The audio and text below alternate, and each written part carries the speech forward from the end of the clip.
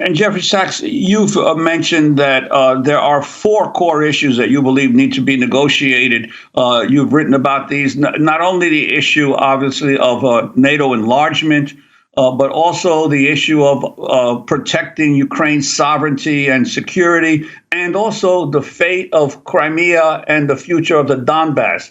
Could you talk a little bit about those other issues, especially the fate of Crimea, because most Americans and the media in this country do not really cover the historic relationship of Crimea to Russia and its military importance to Russia? Yeah, Juan, thank you very much. From the beginning, from before the beginning, from 2021, when Putin made clear what the political issues at stake were, but I happen to know this goes back in many ways back to 1990, 91. I was at that point an advisor to the economic team of President Gorbachev, and then later President Yeltsin and Ukrainian President Kuchma. So I've watched this from the start. There have been a few very important political issues at stake. One is the NATO enlargement. I think it is really the dominant issue, but three others are extremely important. Of course, I should say equally important is Ukraine's sovereignty as a sovereign country and in need of security arrangements. But NATO as Ukraine's security doesn't work. It's an explosive brew. So one needs to find, as President Zelensky himself said earlier this year before backing off from it, that there needed to be a non-NATO way to secure Ukraine, and there can be. So that's another crucial issue, is Ukraine's sovereignty and security in a non-NATO manner. The third issue that is very consequential is Crimea. Crimea, the peninsula, people can look on the map, the peninsula and the Black Sea, has been the home to Russia's naval fleet in the Black Sea, and therefore completely consequential for Russia's economic and foreign policy and military security since 1783. So this is, from Russia's point of view, an absolutely core issue. And incidentally, in 2008, when George W. Bush Jr. was very unwisely pushing NATO enlargement, President Putin said specifically to President Bush in Bucharest at the time of the NATO-Russia meeting that if you push NATO enlargement, we retake Crimea. This was already explicit.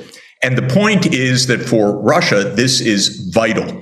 Now, after what happened, of course, in 1954, in a symbolic action, because there was a Soviet Union at the time, not separate nations, Nikita Khrushchev, the chairman of the Communist Party of the Soviet Union, the chairman of the Soviet Union, transferred Crimea from Russia to Ukraine. It didn't mean much. It was a celebration, a 300th anniversary of a treaty that Khrushchev celebrated by this administrative transfer. It became consequential after the end of the Soviet Union and the independence of Russia and Ukraine. There was a delicate balancing act for many, many years, especially in the early 2010s. Then President Viktor Yanukovych was negotiating with Russia to give essentially a long-term lease to Crimea to satisfy Russia's security desires and needs as a balancing, as a delicate balancing.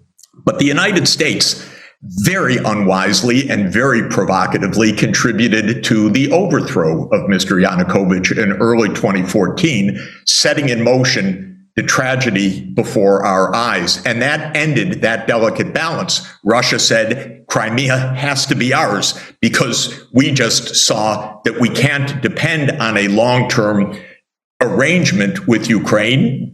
The United States contributed to the overthrow of a Ukrainian president who was negotiating with us over this core issue.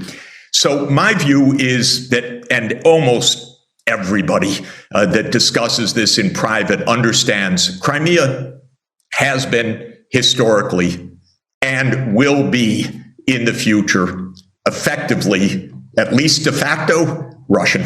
And this cannot be the cause of World War III. We have to understand the centrality of this. We have been told about the centrality of this basically explicitly since 2008. The last issue on the table is a real issue, and that is the ethnic divisions within Ukraine itself, given the complex history of this region and the piecing together of all of the countries of this region from various times in history. Ukraine itself is ethnically divided. On the western part, it's ethnically Ukrainian, but complicated there too. But on the east, which is the Donbass, Lugansk and Donetsk, the two regions that are the center of this war, these are predominantly Russian, ethnic Russian, Russian-speaking, Russian Orthodox. And after Yanukovych's overthrow, the place where paramilitaries demanded independence of these regions or joining Russia, and Russia supported those paramilitaries, and autonomous or independent states were declared. What happened, and this is crucial to understand, is that in 2015, there were agreements to solve this problem by giving autonomy to these eastern regions that were predominantly ethnic Russian. And these are called the Minsk agreements, Minsk I and Minsk II.